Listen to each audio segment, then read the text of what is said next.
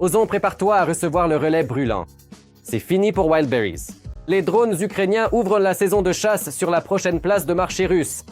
5 milliards en fumée et en flammes. Voici comment brûle le plus grand centre logistique d'Ozon dans la région de Samara. Et aussi pourquoi l'entrepôt se trouve à 2 pas d'usine d'explosifs. La logistique secrète et pas très réussie du Kremlin. Au final, un combo gagnant. Pendant qu'Ozon se consume, des drones détruisent une raffinerie de pétrole. L'arrière russe sombre rapidement dans un chaos de feu. Découvrez tous les détails de cette attaque majeure des bons drones, tout de suite. Bonjour, ici la chaîne Ukraine. Aujourd'hui, Andrei Silakov avec les dernières nouvelles de Russie. Les vendeurs l'ont demandé, les drones ukrainiens l'ont fait. Ozon à Tchapaïevsk a connu une matinée enflammée aujourd'hui.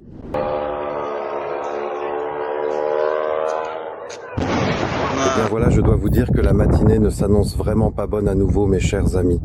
Je pense que Wildberries n'est pas d'accord avec ça, car maintenant, après les attaques ukrainiennes, leur principal concurrent rejoint leurs entrepôts en sommeil. Pendant 2 mois consécutifs, les drones ukrainiens ont méthodiquement brûlé la logistique de la plus grande place de marché, via laquelle les occupants achetaient massivement des drones, des talkies-walkies et du matériel militaire.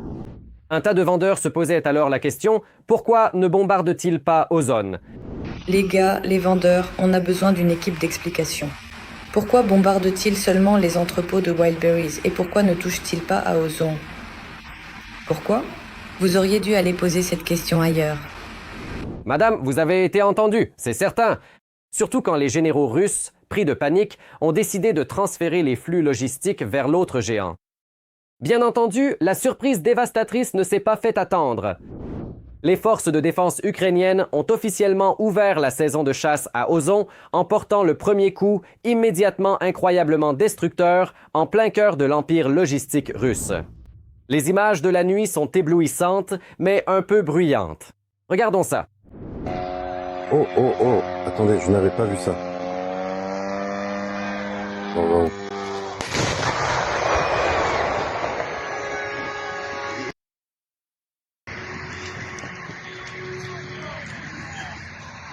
La cible était l'un des plus grands complexes logistiques de la région de la Volga, situé dans la ville de Tchapaïevsk, dans la région de Samara. Le hub géant de 135 000 m² brûle comme une immense torche. D'énormes colonnes de fumée noire, un arrêt complet des opérations, l'évacuation d'urgence de centaines d'employés et des marchandises parties en fumée. D'après les photos des témoins, l'analyste Osint Astra a établi que l'incendie s'est produit au centre de distribution Ozon situé à l'adresse suivante, ville de Tchapaïevsk, rue industrielle, numéro 3, parc industriel de Tchapaïevsk. L'ampleur des dégâts visibles sur les photos suggère que l'installation a probablement été frappée par un drone et non par un missile. C'est ainsi qu'en une seule nuit, 5 milliards de roubles d'investissement ont été réduits en cendres et que toutes les routes logistiques de cette région sont paralysées pour une durée indéterminée. Et le choix des cibles ici n'est absolument pas le fruit du hasard. Le Kremlin pensait naïvement pouvoir dissimuler des livraisons militaires derrière l'enseigne inoffensive d'une place de marché civile. Mais si l'on regarde de plus près, le centre Ozon incendié se trouvait littéralement à 1 kilomètre de 2 entreprises de défense stratégiques, les usines Promsynthèse et Polymère. C'est précisément là que sont fabriqués des explosifs industriels, des armes et des munitions. Les analystes Osint d'Astra l'ont également remarqué. À environ 1 km du complexe Ozon en feu se trouvent 2 entreprises de défense, la société par action Promsynthèse et la société par action Polymère. Promsynthèse produit des explosifs industriels, du TNT, des ammonites et du nitrobenzène. Polymère produit des armes et des munitions, ainsi que des explosifs destinés aux besoins de la défense. Auparavant, ces 2 entreprises avaient déjà été la cible de missiles et de drones ukrainiens. La panique au sein même de l'entreprise parmi les vendeurs russes a atteint son paroxysme. Eh bien maintenant, c'est sûr, Ozon est en train de brûler. Ce ne sont plus des rumeurs, ce sont des faits avérés. Je veux regarder dans les yeux les haters qui m'écrivaient dans les commentaires qu'Ozon ne serait pas bombardé, qu'Ozon est intouchable, putain, tout le monde est intouchable. Bon sang, en fait ils frappent où ils veulent, ils frappent là où ils veulent. Jeune homme, une petite correction. Pas là où ils veulent, mais là où votre gouvernement les y oblige. Alors, on peut dire merci à Poutine sans hésiter. Alors, BlackRock, vos commentaires à la con, vous pouvez vous les mettre là où je pense. Je le répète encore une fois, s'ils veulent bombarder, ils bombarderont. C'est tout. C'est pourquoi personne n'est à l'abri de ce genre d'histoire. Là-dessus, je suis d'accord. Oui, personne n'est à l'abri, c'est même plutôt le contraire, mais tout le monde est dans le viseur. Et pourtant, les propriétaires d'Ozon comprenaient parfaitement qu'ils étaient les prochains sur la liste.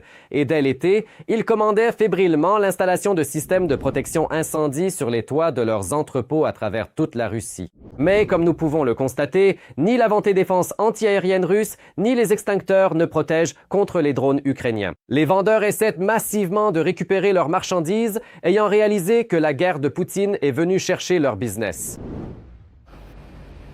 Je suis tout simplement en pleine hystérie, c'est un cri du cœur. Je vous demande vraiment de l'aide. Plus de 7000 de mes articles ont brûlé chez Wildberries. Aujourd'hui, ils ont aussi commencé à bombarder Ozon.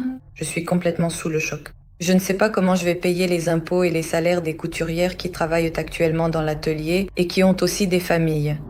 Dans les chats des vendeurs, on se demandait si Ozon allait aussi y passer. Eh bien voilà, la réponse à cette question est arrivée. Un entrepôt en moins à Tchapaïevsk, dans la région de Samara. Bon, la panique en tant que telle n'est plus vraiment là. On s'est tout simplement habitué. Cependant, la question principale n'est pas l'incendie lui-même, mais la façon dont la marketplace va réagir. Sur Ozon, il était possible d'assurer ses marchandises contre les impacts. Mais le contrat d'assurance contenait des clauses écrites en petits caractères. C'est vraiment intéressant de voir si Ozon va laisser tomber ses vendeurs comme Wildberries l'a fait en son temps. Nous allons observer cela. Par ailleurs, le cauchemar de feu dans la région de Samara ne s'est pas limité aux seuls entrepôts de la marketplace. La même nuit, des drones ukrainiens ont mené une frappe synchronisée sur la raffinerie de pétrole de Novokuybishevsk. Ce géant a déjà repris le relais des explosions plus d'une fois, et maintenant les occupants ont reçu un combo classique. Du carburant pour chars en feu mélangé à une logistique en flammes. La lueur des incendies et les épais nuages de fumée témoignent de manière éloquente des cibles qui n'ont pas été interceptées avec succès.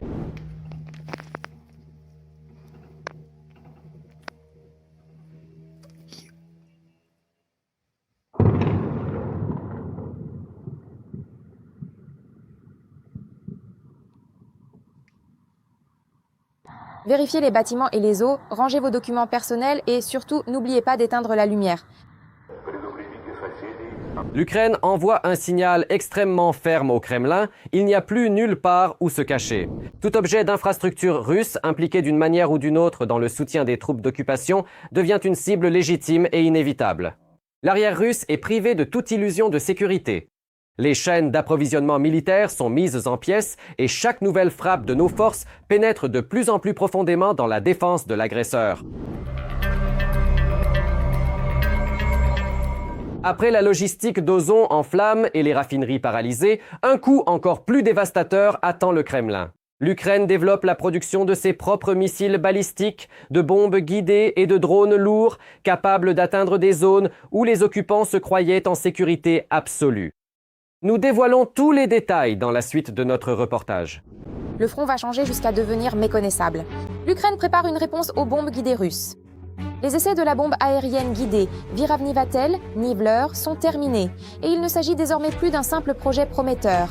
L'armée ukrainienne achète officiellement cette nouvelle arme et surtout le Viravnivatel a été créé précisément pour réduire l'avantage russe dans l'utilisation des bombes aériennes guidées et ce n'est que le début. En Ukraine, une dizaine de nouveaux modèles d'armement aérien de précision sont développés en parallèle. C'est-à-dire qu'il ne s'agit plus seulement d'une bombe expérimentale, mais d'une orientation entière qui pourrait changer le rapport de force dans les airs. Les forces aériennes ukrainiennes ont déjà effectué des centaines de sorties pour tester de nouveaux kits d'armement. La Russie a réussi à augmenter le rythme d'utilisation des bombes guidées, KAB. Si auparavant il était question d'environ 180 bombes aériennes par jour, les troupes russes en utilisent désormais plus de 300. C'est précisément pour cette raison que l'objectif ukrainien semble extrêmement ambitieux. Ne pas simplement rattraper l'ennemi en quantité, mais équilibrer qualitativement la situation et, à terme, obtenir son propre avantage. Passons maintenant aux caractéristiques impressionnantes. L'égalisateur est doté d'une ogive de 250 kg et sa portée opérationnelle annoncée est de 10 à 130 km. Cela signifie que l'aviation ukrainienne obtient la capacité de frapper des cibles bien au-delà de la ligne de front, sans se limiter à la ligne de front immédiate. Et un autre point important, le prix. Le CAB ukrainien était presque 3 fois moins cher que le JDAM américain, ce qui signifie que dans la guerre moderne, ce n'est pas seulement la puissance d'une arme individuelle qui compte, mais aussi sa capacité à être produite et utilisée en masse. Mais ce n'est pas tout. Le chantage aux missiles russes pourrait, pour la première fois, se heurter à un système qui changera la donne. L'Ukraine, en collaboration avec ses partenaires européens, travaille sur le système Freya, un complexe qui devrait apporter une réponse à l'une des menaces les plus complexes de la guerre, les missiles balistiques. Et si le projet des développeurs aboutit, Moscou perdra un avantage important. La possibilité de compter sur une pénurie de moyens d'interception ukrainiens. Aujourd'hui, la balistique est l'un des problèmes les plus coûteux pour l'Ukraine. La charge principale de l'interception de ces cibles repose sur le Patriot. Mais ces systèmes utilisent à cause des missiles coûteux, dont les stocks ne peuvent pas être reconstitués instantanément. La Russie peut tenter de jouer précisément là-dessus en lançant davantage de missiles, forçant ainsi la défense antiaérienne ukrainienne à épuiser ses intercepteurs rares. Freya est conçu pour proposer un autre modèle, rendre la défense antimissile plus facile à mettre à l'échelle. Et il ne s'agit pas ici d'un seul missile. La partie ukrainienne développe son propre intercepteur FP-7X, tandis que les participants européens au projet fournissent les technologies nécessaires au fonctionnement de l'ensemble du système. Radar, moyens de guidage, postes de commandement, électronique. Tout cela doit être intégré dans un complexe unique.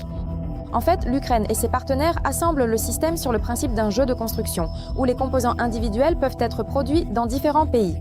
Et maintenant, le plus important, l'échelle. Selon les estimations des développeurs, le FP7X pourrait potentiellement coûter environ 5 fois moins cher que le Patriot. Pour une guerre où la quantité d'intercepteurs est cruciale, la différence est colossale. Théoriquement, cela permet de constituer un stock de missiles beaucoup plus important et de couvrir davantage de directions sans gaspiller de munitions américaines là où une alternative moins coûteuse peut être utilisée. Par ailleurs, le projet dépasse déjà les frontières de l'Ukraine. Plus de 10 pays européens et 13 partenaires industriels ont rejoint Freya.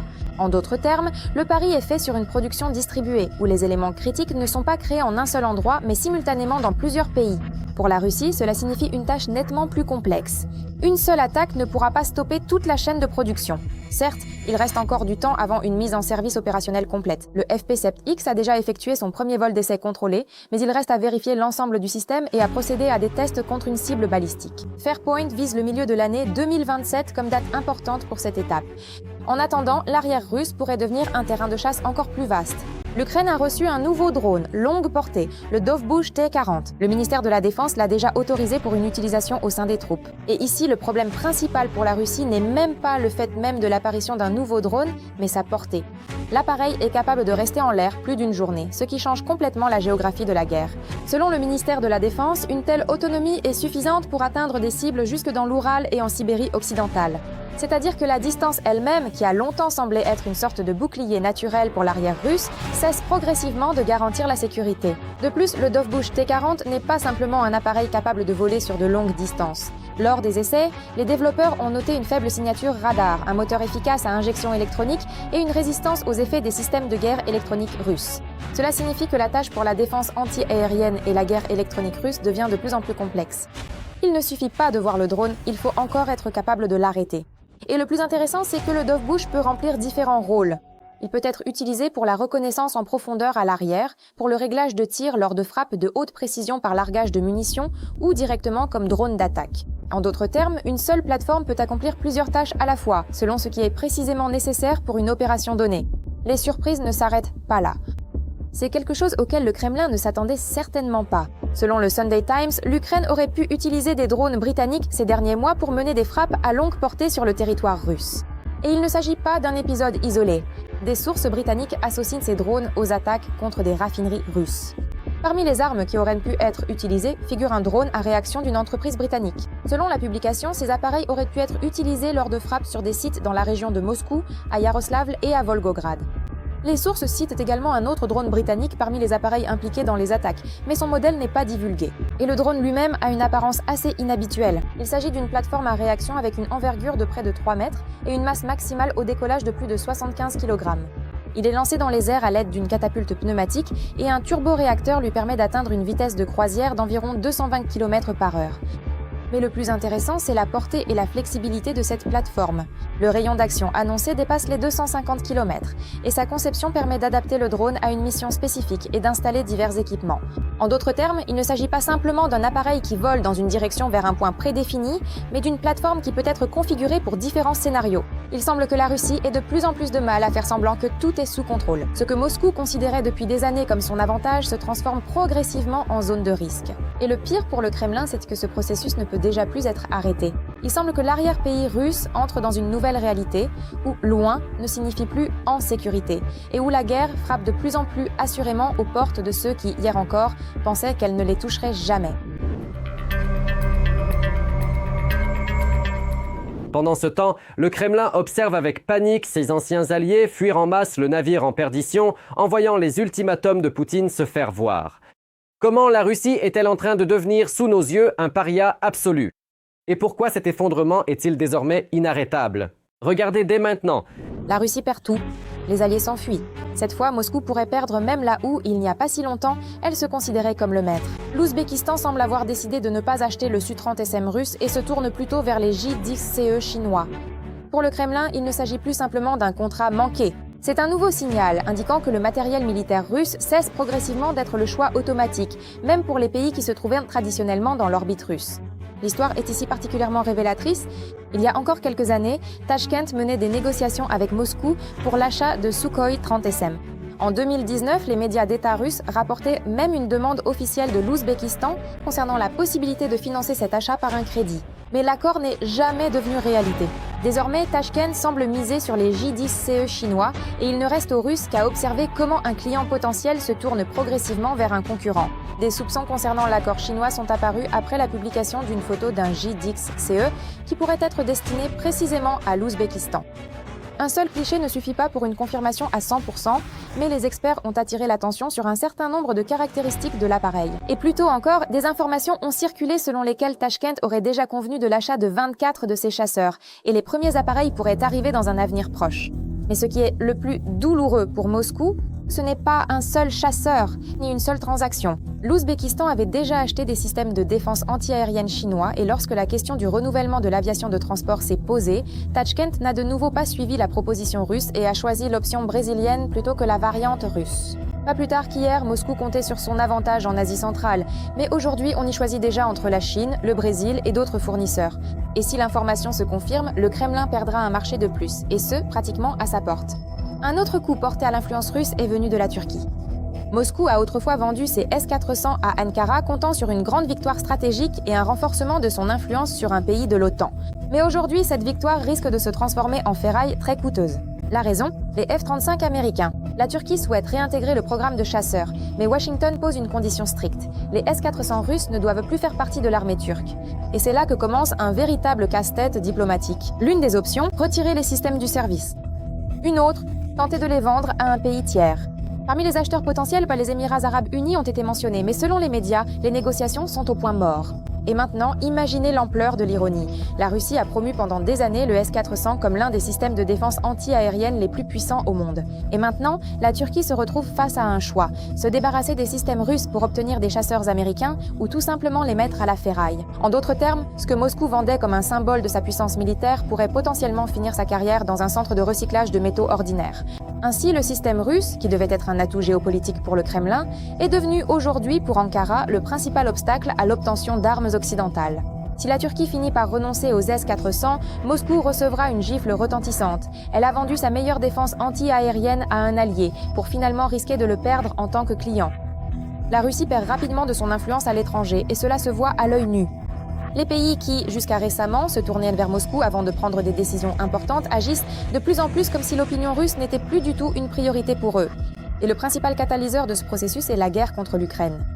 L'exemple le plus douloureux est la Syrie. Après la chute du régime de Bachar el-Assad, Moscou a perdu la position qu'elle avait construite là-bas pendant des années par la force des armes. Les installations russes sur place ne ressemblent plus à des avant-postes inconditionnels du Kremlin. Le nouveau pouvoir prend le contrôle de l'infrastructure et le format de la présence russe est en train de changer. Pour Moscou, c'est particulièrement désagréable, car les bases syriennes étaient son principal pilier pour sa présence militaire en mer Méditerranée. Mais la liste ne s'arrête pas à la Syrie. Même la Serbie, longtemps considérée comme l'un des partenaires les plus proches du Kremlin en Europe, fait preuve de plus en plus d'indépendance. Aleksandar Vučić a déjà reçu Volodymyr Zelensky, et le simple fait d'un tel contact est un signal assez éloquent pour Moscou. Un autre coup dur, l'Asie centrale. Le Kazakhstan mène de plus en plus activement sa propre politique étrangère et appelle déjà ouvertement Moscou à mettre fin à la guerre. La Russie, qui avait l'habitude de considérer cette région comme sa zone d'influence, est désormais contrainte de prendre en compte le fait que ses anciens partenaires ne sont pas pressés de soutenir le Kremlin sans réserve. Parallèlement, le Kazakhstan élargit sa coopération avec les États-Unis. Des contrats avec Boeing au partenariat technologique et à l'approvisionnement en minerais critiques. Et dans le Caucase du Sud, la vieille formule russe échoue également. L'Arménie et l'Azerbaïdjan perçoivent de moins en moins Moscou comme un arbitre sans alternative. L'influence russe, qui semblait encore récemment être le fondement de l'équilibre régional, s'effrite progressivement, et d'autres acteurs occupent déjà l'espace libéré. L'Azerbaïdjan a également continué à aider l'Ukraine. En particulier, il a transféré 40 tonnes de matériel ferroviaire. Aliyev a exhorté Kiev à ne jamais se résigner à l'occupation de ces territoires. Bakou a également organisé une conférence consacrée à la politique coloniale russe, avec la participation de représentants d'organisations circassiennes, Sakas et Bouriat. Au final, cela donne une image assez ironique. Pendant des années, le Kremlin a cherché à présenter la Russie comme une puissance mondiale capable d'influencer simultanément plusieurs régions du monde. Mais la guerre contre l'Ukraine s'est avérée si épuisante que Moscou commence à perdre du terrain précisément là où elle démontrait autrefois sa force. Et plus le Kremlin tente de gagner une guerre, plus il perd rapidement en parallèle sa propre bataille pour l'influence dans le reste du monde. Et tandis que sur la scène internationale, le Kremlin perd rapidement ses derniers alliés, à l'intérieur du pays, son propre peuple se détourne de Poutine. Le pouvoir, désespéré, masque une nouvelle mobilisation sous des offres d'emploi civils alléchantes avec des salaires se chiffrant en millions. Mais les Russes ont compris le piège et cherchent frénétiquement des moyens de s'échapper. Pourquoi la prochaine vague de conscription est-elle vouée à l'échec? Regardez le reportage. La Russie cache la mobilisation sous couvert d'un travail ordinaire. Les hommes sont massivement attirés par des postes de gardiennage dans les entrepôts de Wildberries et d'Ozone. On leur promet des millions, un travail tranquille et on leur assure même qu'ils ne seront pas envoyés en Ukraine. Mais il semble que cette offre d'emploi comporte des petites lignes.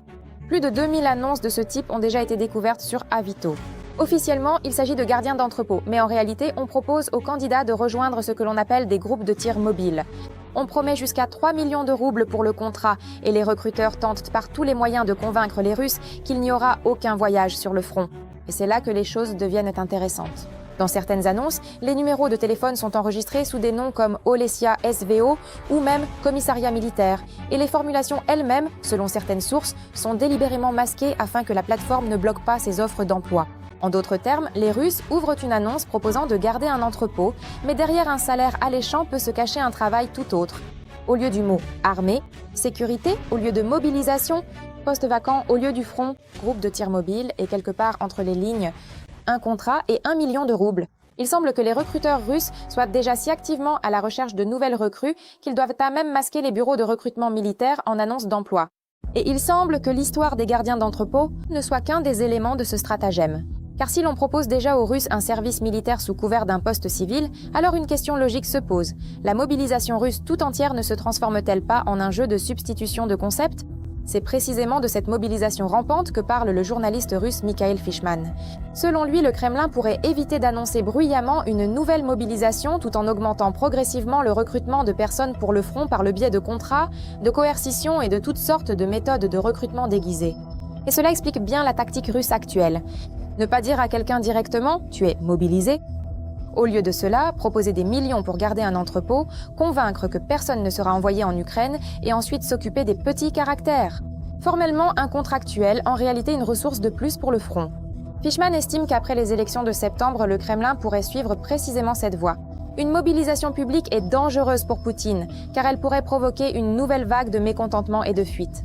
Mais une option rampante permet de recruter progressivement des gens sans utiliser le mot qui fait tressaillir les Russes. Selon le journaliste, le déficit de personnel dans l'armée russe est déjà critique et les rapports sur la signature forcée de contrats ne datent pas d'hier.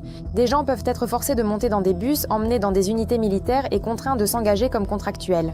Donc le système est clair. Il n'y a apparemment pas de mobilisation, mais on continue quand même à recruter des gens pour la guerre. C'est juste qu'au lieu d'un seul décret retentissant, il y a maintenant des milliers de petites offres d'emploi, de contrats et de décisions forcées. Et les Russes, semble-t-il, se préparent déjà au pire et commencent à tout abandonner pour chercher des moyens de fuir. Les demandes d'émigration en Russie ont bondi de 1,7 fois, et ce n'est plus seulement de la curiosité. Les gens se précipitent littéralement pour savoir où ils peuvent aller, quels documents sont nécessaires et comment quitter le pays avant septembre-octobre. Les raisons sont claires comme de l'eau de roche, la peur d'une nouvelle mobilisation. De plus en plus de ces demandes proviennent d'hommes, principalement âgés de moins de 40 ans, c'est-à-dire précisément la catégorie qui pourrait potentiellement se retrouver en tête de liste pour renforcer l'armée russe. Et il semble que les Russes ne se contentent plus de chercher sur Google où partir, mais commencent à faire leurs valises. Un flux de passagers record a été enregistré à la frontière avec la Géorgie. Plus de 20 000 personnes traversaient quotidiennement le poste de contrôle de Verkhny Lars. Le service des douanes russes a déclaré sans détour, ces chiffres dépassent largement ceux des périodes équivalentes des années précédentes. Verkhny Lars est devenu l'un des principaux itinéraires de fuite des Russes après l'annonce de la mobilisation en 2022, alors qu'environ 12 500 personnes traversèrent le poste chaque jour, dont environ 10 500 se dirigeaient précisément vers la sortie. Maintenant, les chiffres explosent à nouveau, bien qu'actuellement il ne faille évidemment pas oublier la saison des vacances. Mais ce qui est encore plus intéressant, c'est ce qui se passe de l'autre côté de la frontière. Les agents immobiliers arméniens signalent un afflux record de demandes de location de logements de la part des Russes. En termes de volume, la demande est déjà comparée au pic de 2022. Il semble que les Russes ont décidé de ne pas attendre qu'un poste vacant de gardien d'entrepôt se transforme soudainement en contrat militaire. Pendant ce temps, Poutine raconte déjà de nouveaux contes sur les héros de l'opération militaire spéciale. Le dictateur russe s'est soudainement soucié de l'avenir des participants à la guerre et a déclaré qu'il faudrait prétendument leur assurer un emploi normal. Selon lui, ces personnes auront des ambitions saines et les fonctionnaires doivent se préoccuper à l'avance des postes de travail. Cela sonne bien, surtout pour l'image télévisée russe. Mais il y a un problème, la réalité ne ressemble en rien aux contes de fées du Kremlin. Pendant que Poutine parle de vétérans ambitieux à qui l'on serait soi-disant prêt à ouvrir les portes, les participants à la guerre eux-mêmes ne parviennent pas toujours à réintégrer normalement le marché du travail. L'expérience au combat, que le Kremlin aime vendre comme un avantage, ne se transforme pas toujours en une qualification recherchée par l'employeur dans chaque profession civile. C'est pourquoi Poutine cherche déjà des places spéciales pour ses héros. Auparavant, il avait appelé le ministère de l'Intérieur à recruter plus activement les participants à la guerre dans la police, en misant sur leur endurance psychologique et physique, et des garanties supplémentaires ont été imposées de fait aux entreprises. À qualification et productivité égales, le poste de travail doit être conservé pour le travailleur ayant le statut de vétéran. Le Kremlin vend depuis des années aux Russes le conte de fées selon lequel la participation à la guerre leur ouvrirait de nouvelles opportunités. Et il est maintenant contraint d'expliquer séparément aux fonctionnaires ce qu'il faut faire de ces personnes sur le marché du travail civil. Car les médailles et les discours grandiloquents sont une chose, mais un poste réel, un salaire et la volonté d'un employeur d'embaucher une personne en sont une toute autre. Il semble que le pouvoir russe commence déjà à se heurter à une réalité désagréable. Le statut de héros de l'opération militaire spéciale ne fait pas en soi d'une personne un spécialiste recherché. Et maintenant, le Kremlin doit inventer de nouveaux moyens de vendre ce conte de fées aux Russes eux-mêmes, avant qu'ils ne s'enfuient. Car le problème principal n'est plus seulement de trouver de nouveaux soldats, mais aussi de faire en sorte qu'ils ne prennent pas la fuite en masse de cette guerre sous contrat. Et vous, que pensez-vous de ces événements? Partagez votre avis dans les commentaires, mettez un j'aime et restez informés de l'essentiel. La suite au prochain numéro.